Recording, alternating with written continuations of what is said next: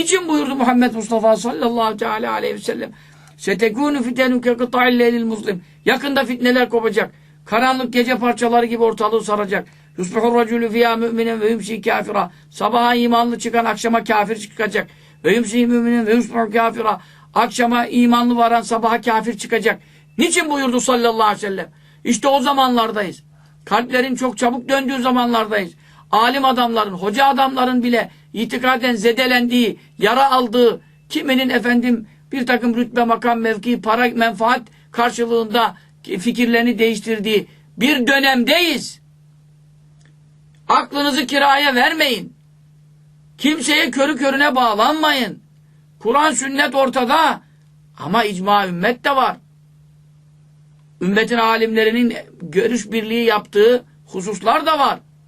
Şimdiki bir alimin, iki alimin şaz görüşleri hayız itibardan sakıttır.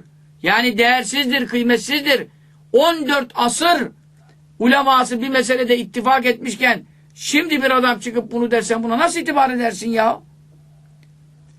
Resulullah sallallahu aleyhi ve selleme iman etmeden, o da yetmez, ittiba etmeden, ona uymadan, onun dinine girmeden, onun dininden başka, İslam dininden muhalif olan bütün dinlerden teberri etmeden, uzaklık beyan etmeden, bildirmeden kimsenin cennete giremeyeceği 14 asır alimlerinin icma ve ittifakıyla karara bağlanmış iken şimdi bir Abduh çıkıyor, Muhammed Abduh denen masonluğu tescilli bir adam çıkıyor.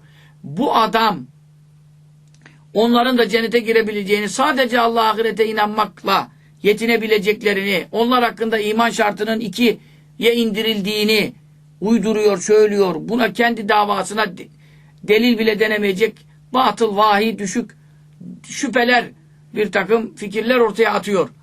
Şimdi de birkaç tane ilahiyattan hoca çıkıyor. Biz de bu görüşteyiz diyorlar. Şimdi ehli sünnet vel cemaatten ayrılmak değil. Bu ne olur? Dinden ayrılmak olur.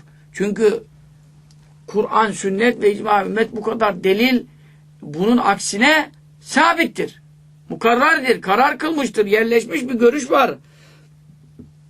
Sen bunu nasıl zedelersin? Peki o bunu zedeledi, o kendi dinine, imanına kastetti. Artık neyi niyet etti onu Allah bilir. Onu fikriyle, bozuk inancıyla Allah'a havale ederiz. Ama senin gibi benim yanımdakiler gibi, senin yanındakiler gibi nice insan bunlardan etkilenecek hale geldi. Bu yanlış fikirlere açık hale geldi. Şimdi onun için biz Allah rızası için bu dersleri sakın kaçırmayalım.